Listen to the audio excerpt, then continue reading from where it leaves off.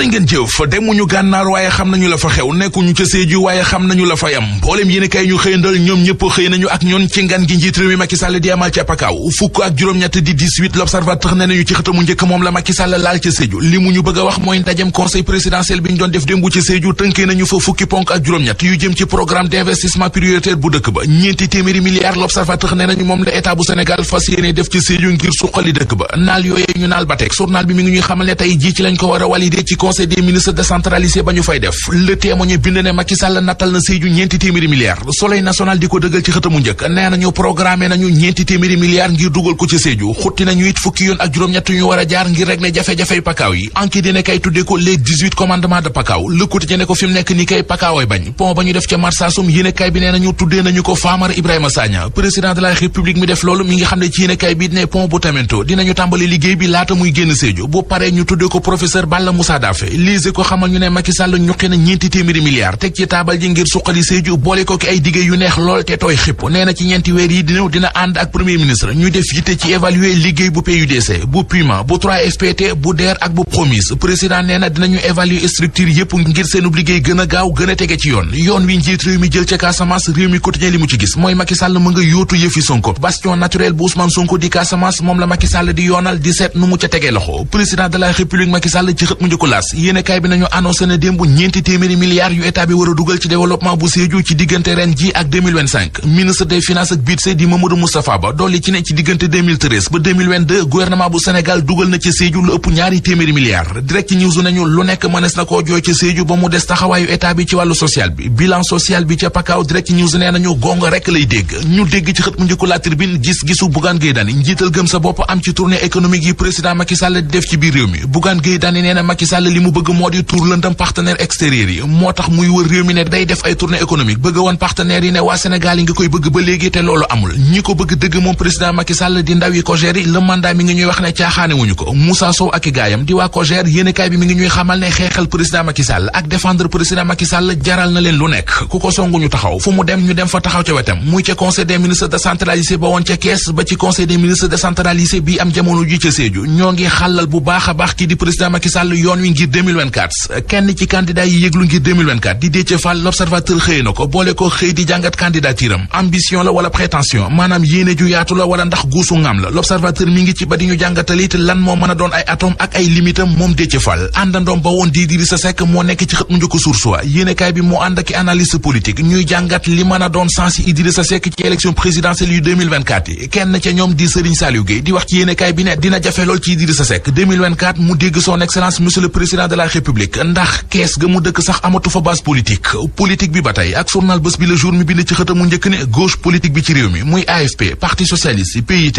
LD ak AJ kenn déggu leen ba léegi ñu yey yàbbi ci waxi troisième candidature bu Macky Sall bi ki ca wax ba joxe ca xalaatam journal L'Info nee nañu mooy Michael Raynor ambassadeur États-Unis fii ci Sénégal Michael Raynor nee na mbiri troisième candidature ñi ci mën a wax lu leer ñooy institution Sénégal yi ñoo mën a wax it ku mën a doon candidat ak ku munta doon fitnay politique gi ñu dund ci réew mi Michael Raynor nee na ci réew mi doxee démocratie xel mën na ko nangu li xel mënuta nangu dëgg mi ngi ci page 6 bu l'Observateur ubbil yéenekaay bi ca Ndar benn waay bu ñu naan Jibi Jigo moo fa mandi bay lang taxaw ne day rey yaayam nit ñi def kaf mu def dëgg gàddu jaasi di dàqi ndayam ci mbeddi Ndar yi.